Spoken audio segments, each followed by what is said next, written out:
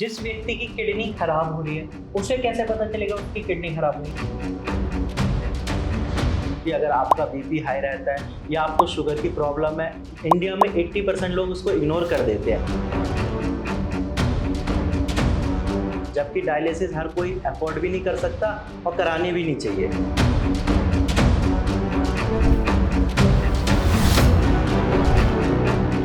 नमस्कार, भारत होम्योपैथी के YouTube channel पर आपका स्वागत है। और आज हम शूट कर रहे हैं भारत होम्योपैथी प्रेजेंट्स पूछोगे तो जानोगे का एपिसोड 2, जिसमें आज हमारे साथ मौजूद हैं भारत होम्योपैथी के kidney specialist doctor Himanshu Parashar. Doctor Himanshu, आपका बहुत बहुत स्वागत है। और जैसा कि आपने हमारे पिछले एपिसोड को बहुत सारा प्यार दिया था, जिसमें हमने किडनी के बारे में बहुत सारी जानकारी ली थी, और आज इस एपिसोड 2 में भी हम भारत होम्योपैथी के किडनी स्पेशलिस्ट से जानेंगे किडनी के बारे में कई और बातें। तो सबसे पहले तो डॉक्टर हिमांशु, मैं आपसे एक कॉमन सवाल पूछना चाहूंगा कि आज के टाइम में अगर हम बात करें तो किडनी की दिक्कतें बहुत जल्दी बढ़ रही हैं।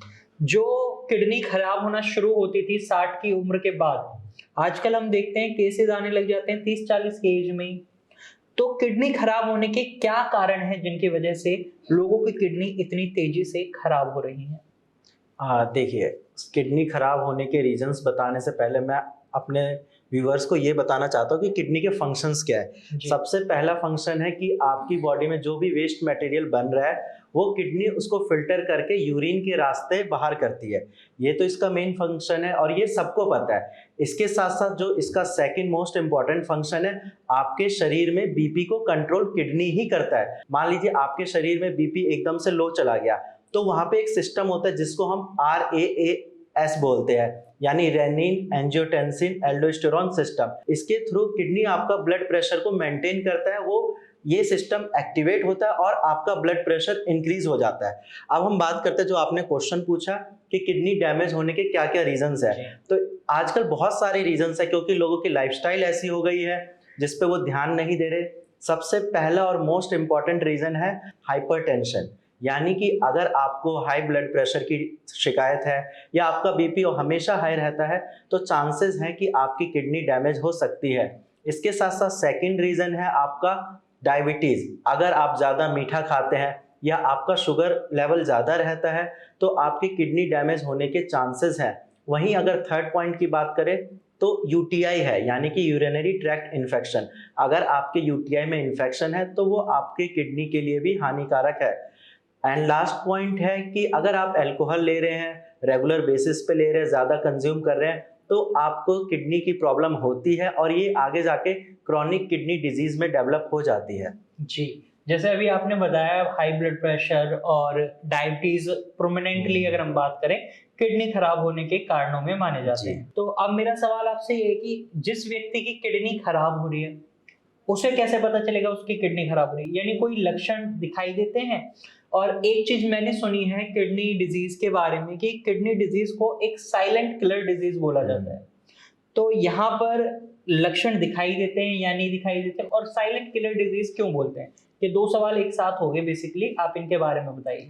ठीक है। आज किसी भी इंसान को अगर पता चलता है कि उसकी किडनी खराब हो रही है, काफ़ी लेट पता चलता है, क्योंकि जनरली क्या होता है, मान लीजिए अगर आपका बीपी हाई रहता है या आपको शुगर की प्रॉब्लम है, इंडिया में 80% लोग उसको इग्नोर कर देते हैं कि ऐसे ही हो गया होगा, मैं नमक कम खाऊंगा मेरा बीपी ठीक हो जाएगा, या अगर मैं शुगर इंटेक कम करूंगा तो मेरा शुगर लेवल भी डाउन चला जाएगा। लेकिन वो टेस्ट नहीं कराते, वो डॉक्टर से कंसल्ट नहीं करते। इसीलिए आगे जाकर उनको पता चलता है कि इन छोटे छोटे इग्नोरेंस की वजह से उनकी किडनी डैमेज हो चुकी है। वहीं अगर हम बात करें कि स्टार्टिंग में आपको कैसे पता चलेगा कि आपकी किडनी खराब हो रही है, तो उसके कुछ सिम्टम्स हैं जो कि माइन्यूट से है, बट आपको ध्यान रखना चाहिए ताकि इनिशियल स्टेज में आपको पता चल जाए। सबसे पहले अगर आपका बीपी हाई रहता है तो उसको कोशिश करो कि कंट्रोल में रखना है। सेकंड, अगर आपको शुगर की प्रॉब्लम है तो अपना ब्लड शुगर लेवल भी कंट्रोल में रखना है। वहीं अगर आप देखते हैं मॉर्निंग में सुबह उठ के कि आपके एंकल के आसपास या फिर पैरों में स्वेलिंग है या आंखों के नीचे स्वेलिंग है, तो ये भी किडनी खराब होने के सिम्टम्स है। वहीं अगर आप थका थका महसूस करते हैं या टायर्डनेस फील होता है, तो ये भी किडनी खराब होने की वजह से ही होता है। क्योंकि क्या होता है कि किडनी एक हार्मोन रिलीज करता है जिसका नाम है इरिथ्रोपोइटिन। अब अगर आपकी किडनी डैमेज है तो इरिथ्रोपोइटिन हार्मोन कम रिलीज होगा। अब इस इरिथ्रोपोइटिन का काम है आपकी बॉडी में रेड ब्लड सेल प्रोड्यूस करना। अब जितना कम आपका ये हार्मोन बनेगा उतने कम आपके शरीर में आरबीसी डेवलप होंगे। अब अगर आरबीसी कम डेवलप हो रहे हैं तो आपका ऑक्सीजन लेवल जो है अलग अलग टिश्यू पे वो कम पहुंचेगा। ऑटोमेटिकली जब आपके शरीर में ऑक्सीजन लेवल ही नहीं पहुंचेगा तो आप टायर्डनेस फील करोगे, क्योंकि आपके मसल्स को ज्यादा काम करना पड़ रहा है। तो इसीलिए अगर टायर्डनेस फील हो रहा है आपको तो एक बार आप अपना टेस्ट कराइए, डॉक्टर से कंसल्ट करिए। ये इनिशियल साइंस हो सकते हैं आपकी किडनी खराब होने के। जी, जैसे अभी आपने हमें बताया किडनी खराब होने के कारणों के बारे में और इसके लक्षण क्या रहते हैं जब किडनी खराब होती है, वहीं मेरे मन में एक सवाल और है कि जब केएफटी यानी किडनी फंक्शन टेस्ट पेशेंट कराते हैं तो उन्हें एक लेवल देखने को मिलता है क्रिएटिनिन। जी, तो कितना क्रिएटिनिन होने पर पता चलता है कि हमारी किडनी खराब हो रही है, या जब हम कह सकते हैं कि किडनी खराब हो चुकी है? देखिए क्रिएटिनिन लेवल का कोई ऐसा कोई क्राइटेरिया नहीं है कि इतने पे हमें पता चल जाए कि किडनी खराब हो रही है। अगर आपका क्रिएटिनिन लेवल नॉर्मल से ज़्यादा आ रहा है तो आप समझिए कि आपकी किडनी डैमेज हो रही है, और ज़्यादा नुकसान इनिशियल स्टेज में ही होता है। अगर आपका मान लीजिए क्रिएटिनिन लेवल 1.5 से ज़्यादा है और 3 के बीच में खराब हो रहा है तो आप ये समझिए आपका जीएफआर ऑलरेडी 40 to 50% डाउन जा चुका है, यानी कि आपका ग्लोमेरुलर फिल्ट्रेशन रेट काफ़ी डाउन जा चुका है, आपकी किडनी खराब होना स्टार्ट हो चुकी है।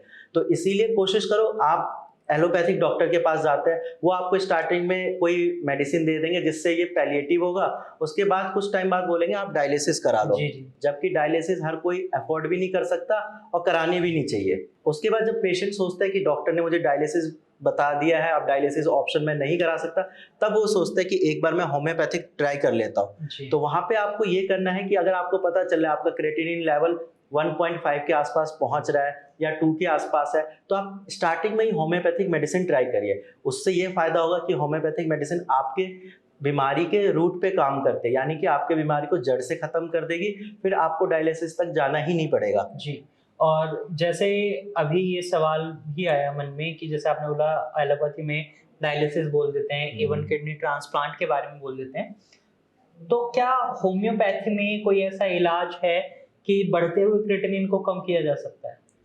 हाँ, होम्योपैथी में अच्छा इलाज है क्रिएटिनिन लेवल को कम करने के लिए, क्योंकि होम्योपैथी, अब एलोपैथी क्या करता है, जैसे मान लीजिए आपकी किडनी डैमेज है या आपको क्रॉनिक किडनी डिजीज है, वो आपकी बीमारी को ठीक नहीं करते, वो आपकी बीमारी आगे ना बढ़े उस चीज को रोकते हैं और बाद में आपको बोल देते हैं कि आप डायलिसिस करा लीजिए।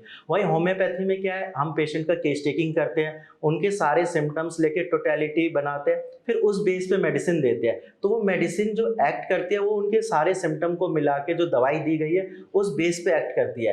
अब जैसे कि मैंने पहले बताया था कि किडनी डैमेज होने के बहुत सारे रीजंस हैं, किसी का बीपी हाई हो सकता है, किसी को शुगर की दिक्कत हो सकती है। वहीं जब सारे किडनी डैमेज होने के जब रीजन अलग अलग है तो होम्योपैथिक मेडिसिन भी पेशेंट टू पेशेंट अलग अलग ही जाती है। अब अदर पैथी की तरह नहीं कि आपको फीवर है आप पैरासीटामोल ही लोगे, ऐसा होम्योपैथी में नहीं होता है। यहाँ क्रिएटिनिन लेवल कम इसीलिए होता है क्योंकि हर पेशेंट के उनके सिम्टम्स के अकॉर्डिंग कस्टमाइज्ड मेडिसिन जाती है। जी, ये तो शायद आपने, मुझे लग रहा है, भारत होम्योपैथी की अप्रोच बताई है अकॉर्डिंग टू होम्योपैथी। कई डॉक्टर्स मैंने देखा है कि नॉर्मल होम्योपैथी मेडिसिन भी देते हैं, तो क्या नॉर्मल होम्योपैथी मेडिसिन जो दी जाती हैं विदाउट कस्टमाइजेशन वो भी इतनी इफेक्टिव रहती हैं, या इफेक्टिवनेस में थोड़ा सा डिफरेंस आ जाता है? नहीं, देखिए होम्योपैथी का प्रिंसिपल ही यही है कि टोटलिटी ऑफ सिम्टम्स के बेस पे ही मेडिसिन दी जाएगी, तभी वो इफेक्टिव होगी। आपने बहुत सारे पेशेंट से ये भी सुना होगा कि सर मैंने यहाँ से होम्योपैथिक मेडिसिन ली, मुझे फ़ायदा नहीं मिला। वो इसीलिए होता है क्योंकि वो कस्टमाइज्ड मेडिसिन नहीं देते। उनको पता है कि किसी का बीपी हाई है तो ये सेलेक्टेड मेडिसिन है, ये आप दे दीजिए। लेकिन भारत होम्योपैथी में ये होता है कि पेशेंट का अगर बीपी हाई है, शुगर लेवल हाई है, या किडनी डैमेज है, या कोई अदर डिजीज है, तो उनका प्रॉपर केस टेकिंग किया जाता है। उस बेस पे उनको मेडिसिन दी जाती है ताकि रिजल्ट बहुत अच्छा आए, और रिजल्ट अच्छा आता है और पेशेंट का क्रिएटिनिन लेवल भी डाउन जाता है। जैसे अभी हम ट्रीटमेंट पर आ चुके हैं बिल्कुल इस वीडियो में, तो यहाँ मेरा सवाल ये भी है कि अगर किसी पेशेंट का डायलिसिस चल रहा है तो क्या ऐसे पेशेंट का डायलिसिस बंद हो सकता है with the help of homeopathic medicine, या डायलिसिस की फ्रीक्वेंसी कम हो सकती है? क्या ऐसा पॉसिबल है? इनिशियल स्टेज में तो पेशेंट जैसे डायलिसिस करा रहे हैं उनको वैसे ही करानी पड़ेगी, क्योंकि आपकी बॉडी उस चीज़ के लिए हैबिचुअल हो चुकी है। बट हाँ, एक चीज़ मैं आपको यहाँ पे बताना चाहूँगा, डायलिसिस आपके लॉन्ग टर्म के लिए अच्छा नहीं है। क्योंकि डायलिसिस ठीक है, आपके बॉडी को किडनी का काम करती है कि फिल्टर आउट कर दिया जो वेस्ट प्रोडक्ट है, लेकिन वहीं डायलिसिस आपके बॉडी में जो इसेंशियल वाइटामिन्स होते हैं, जो मिनरल्स हैं, उनको भी बाहर कर देती है।